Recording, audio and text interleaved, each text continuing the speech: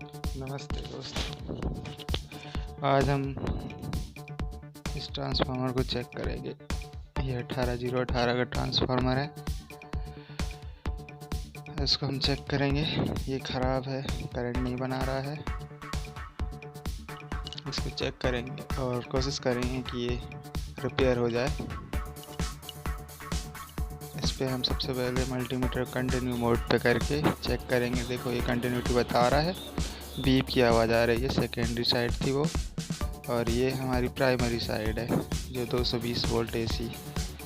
इसमें कुछ रेजिस्टेंस बताना चाहिए जो कि नहीं बता रहा है। देखो रेजिस्टेंस पे करके देखा, इस पे भी कोई रेजिस्टेंस नहीं, तो मतलब इसकी प्राइमरी साइड में फॉल्ट है। तो सबसे पहले इसको हम खोलेंगे। खोलने के बाद पूरी तरह से उसको खोलना पड़ेगा, सेकेंडरी कॉइल को निकालना पड़ेगा। इसके बाद फिर देखेंगे प्राइमरी कॉइल में क्या समस्या है। ट्रांसफार्मर देखने में ऐसा लग रहा था जैसे कि जला नहीं है, सिर्फ कहीं से डिस्कनेक्ट हुआ है। इसलिए कोशिश करेंगे कि रिपेयर हो जाए, और जहाँ तक हो जाएगा। ये इसकी कोर हमने निकाल ली है, निकाल रहे हैं। ये देखिए ये कोर है, निकाल रहे हैं। अब इनको एक साइड रख देंगे। अब इसका हम सेकेंडरी साइड है, ये सेकेंडरी ऊपर वायर जो लगा हुआ है कॉपर का, इसको किसी चीज़ पे निकाल लेंगे, क्योंकि इसको हमको वापस ही इसी में डालना है पूरा का पूरा।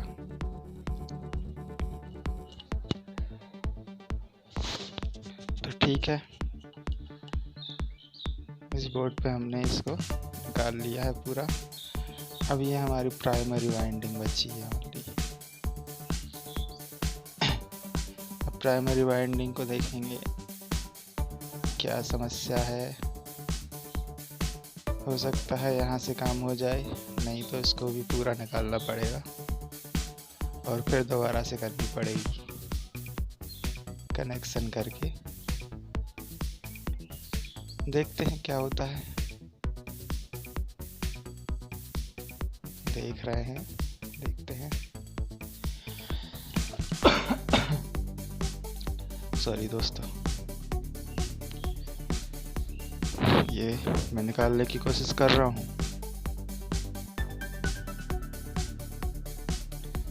दोस्तों, अगर आपको मेरी वीडियो अच्छी लगती है तो प्लीज़ लाइक और सब्सक्राइब ज़रूर करें।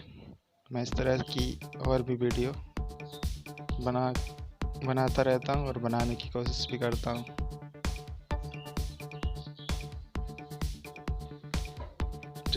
ट्रैक्टर के सेल्फ, अल्टरनेटर और ट्रैक्टर की वायरिंग वगैरह ऐसी वीडियो भी बनाता हूँ।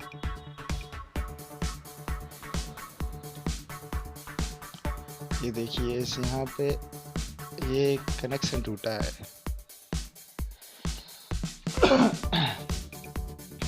ये कनेक्शन टूटा हुआ है।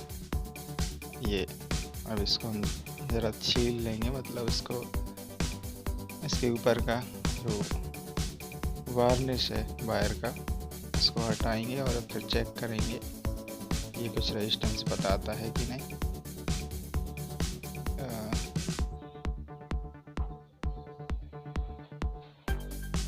अभी नहीं बता रहा है, अच्छे से नहीं छिला है शायद।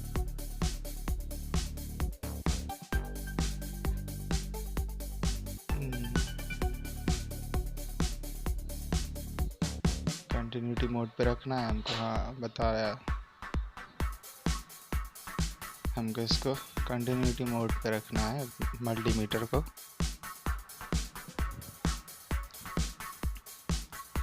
डायोड मोड पे। तो वो वायर बहुत छोटे छोटे हैं, तो इतना पॉसिबल नहीं है उसको अच्छी तरीके से वहीं से कनेक्ट कर दें। तो इसके लिए हम छोटे छोटे 2 टुकड़े दोनों कनेक्शन में जोड़ के उनको बड़ा कर लेंगे कॉपर वायर के। पहले इनको बड़े प्यार से हौले हौले आराम से इसका कॉपर निकाल लेंगे। ये कॉपर नहीं है, ये एल्युमिनियम से बना है।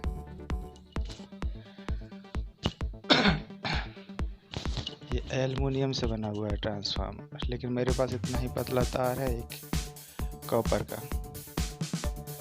देखो मैंने टेस्ट करके देख रहा हूँ कनेक्शन हो जाएगा। वायर छिल गए हैं कि नहीं छिल पाए हैं। वायर छिल गए हैं। ये देखिए कुछ रेजिस्टेंस बता रहा है 195 या 200 के आसपास मीटर। ये 220 वोल्ट एसी वाली वाइंडिंग है जिसे हम प्राइमरी वाइंडिंग कहते हैं।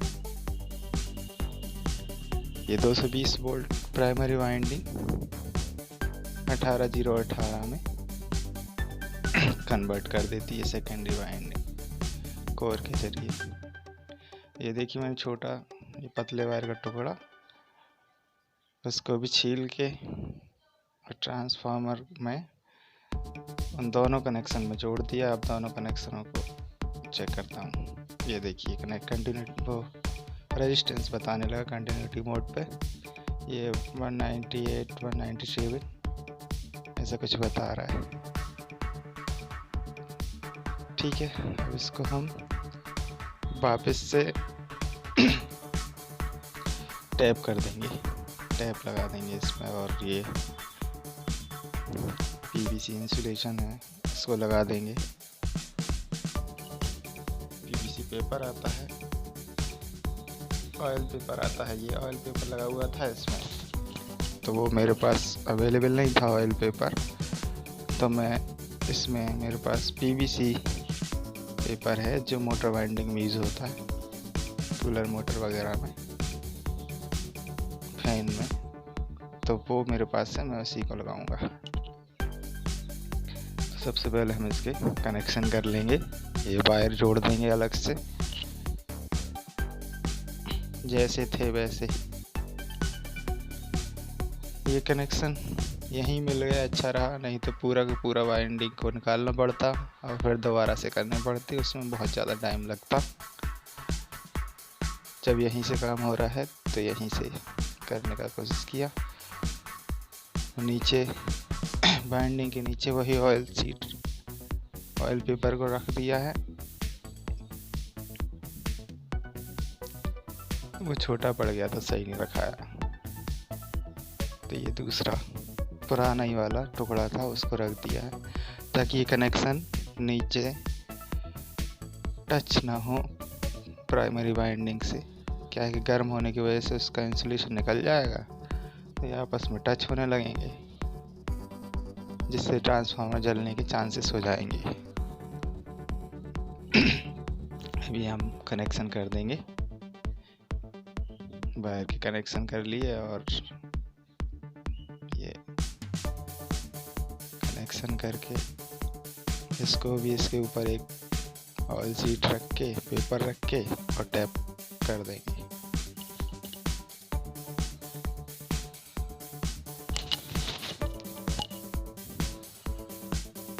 ये मेरे पास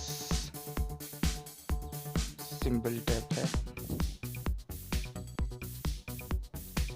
वो काला वाला टैप मैंने इसलिए नहीं लगाया क्योंकि अभी हमको इसके ऊपर एक और वाइंडिंग करनी है, तो ये मोटा काला वाला टैप लगाते तो मोटाई बढ़ जाती है इसकी, तो पूरी वाइंडिंग नहीं आ पाती सेकेंडरी वाली, इसलिए मैंने ये पतला वाला टैप लगाया है।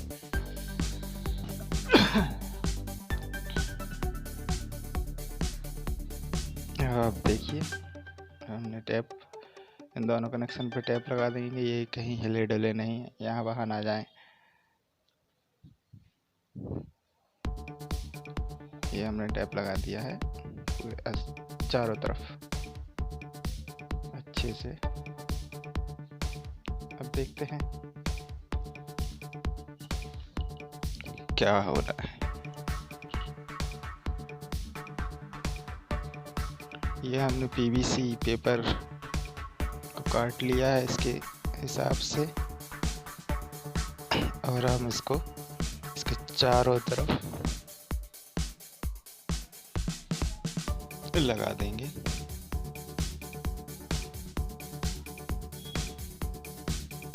ये देखिए, ये हम लगा रहे हैं और इसको हम टैप की मदद से टैप कर देंगे। बढ़िया अच्छा टाइट ही लगाना है, क्योंकि सेकेंडरी वाइंडिंग भी हमको इसके ऊपर करनी है अभी।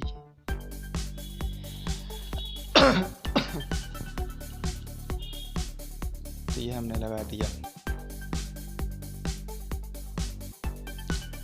ओके दोस्तों,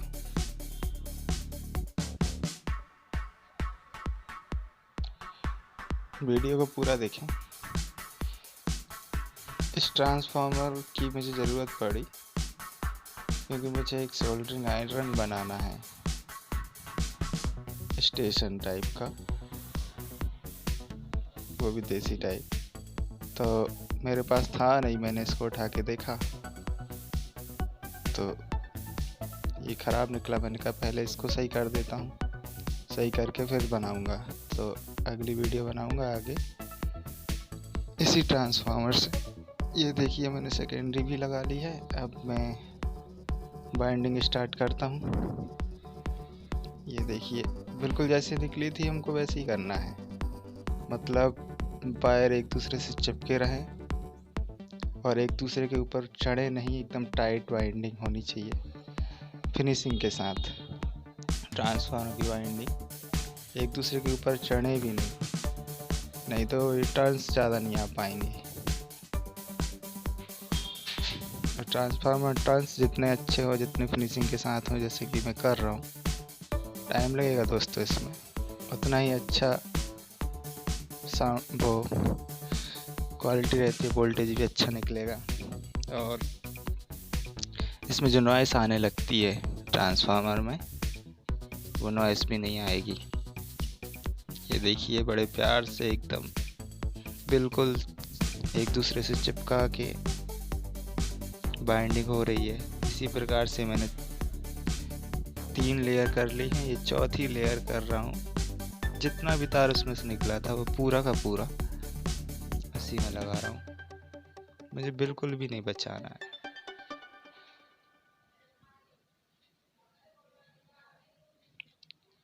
ये 18018 का है। कोई सा भी ट्रांसफार्मर हो, सब अधिकतर ट्रांसफार्मर में यही वाइंडिंग ऐसे ही होती है, चाहे वो 12012 का हो, चाहे वो 909 हो, कोई सा भी हो, अपने हिसाब से बढ़िया टाइट। ये देखिए, मैंने कर ली है। अब इसको मैं थोड़ा थोड़ा उठ रहा था तो इसको दबा देता हूँ, क्योंकि इसके ऊपर मुझे पीवीसी इंसुलेशन लगाना है, पीवीसी पेपर। तो पहले मैं इसका कनेक्शन कर लूँगा। एक वायर में तो पहले से था ही, जिसे मैंने निकाला नहीं था, दूसरे वायर निकाला था, तो इसको करना पड़ेगा। ये इसका इंसुलेशन निकाल दूंगा मैं पहले किसी ब्लेड की सहायता से। निकाल के कनेक्शन कर देते हैं।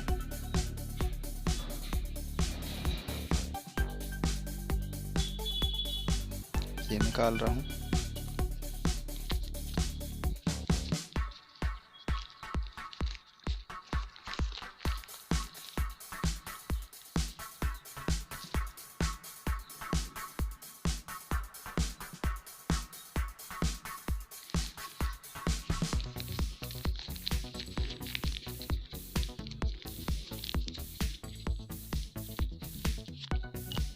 ये देखिए, निकाल के उस पर टैप कर दिया है कनेक्शन करके।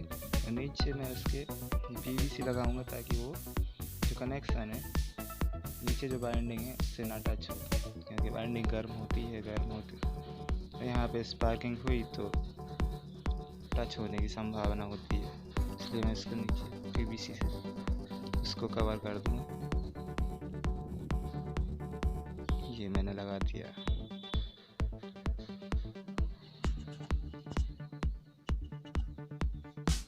पीवीसी सीट आती है।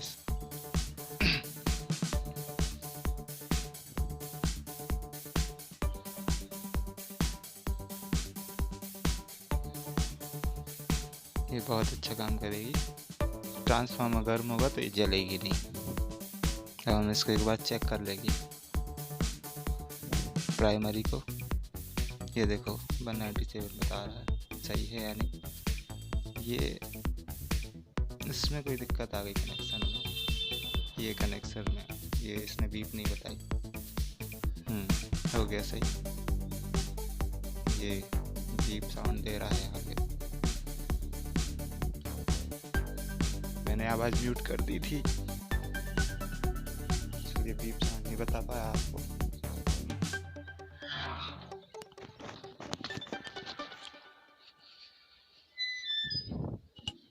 तो देखिए अब हमने पीवीसी को काट लिया है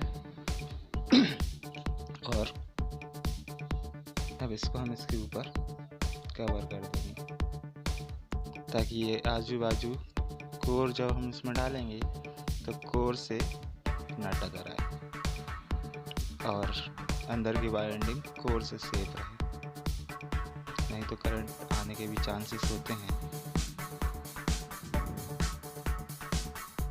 ये देखिए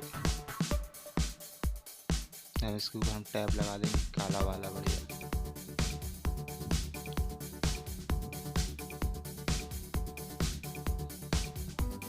ये हमने टैप से कवर कर दिया तो बहुत ज़्यादा सेफ्टी हो गई। अब तो कोई दिक्कत नहीं है।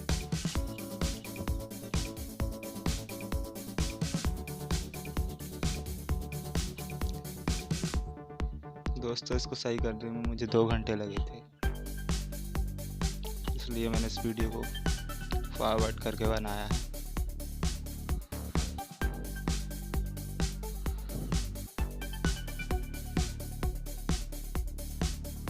ये देखिए अब मैं इसकी कोर को वापस जगह तो डाल दूंगा जैसे कि मैंने निकाली थी।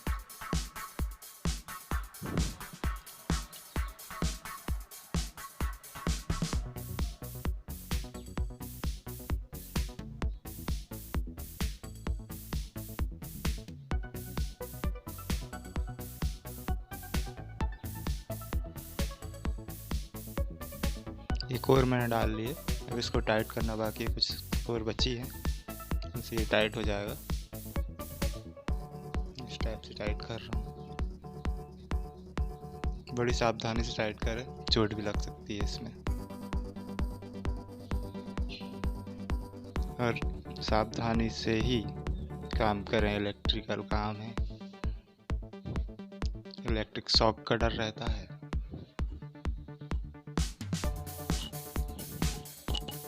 बच्चों से अनुरोध है कि बच्चे ट्राई ना करें।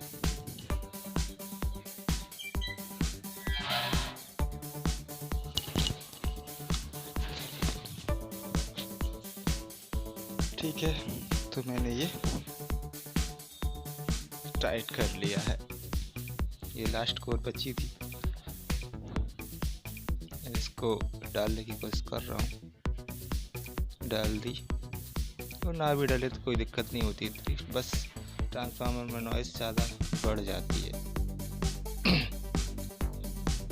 इसका पूरा कवर जो था, कवर जगह तो लगा के सेट कर दे रहा हूँ।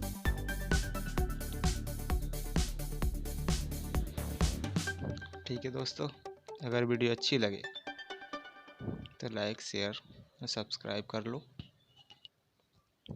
मेरे चैनल को।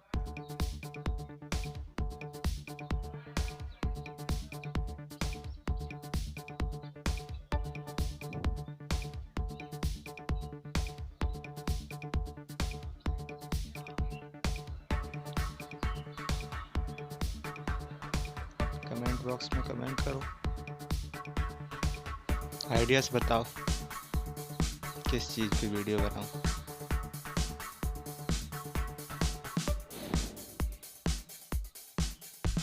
ये देखिए मेरा ट्रांसफार्मर रेडी हो गया। अब हम चेक करेंगे इसको। पहले मल्टीमीटर से करेंगे। जब इसको हमने डायरेक्ट एसी सप्लाई दे दी है,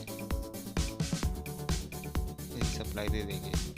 ये एसी सप्लाई दे दी मैंने इसमें। अब इसमें डीसी एसी निकलेगा 90.7।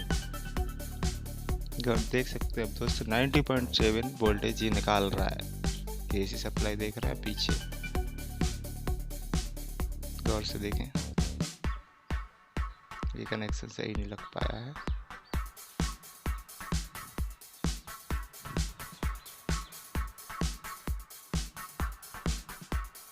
ये देखिए 90.7 मतलब 19 वोल्ट ये निकाल रहा है। ये हमारा 18018 का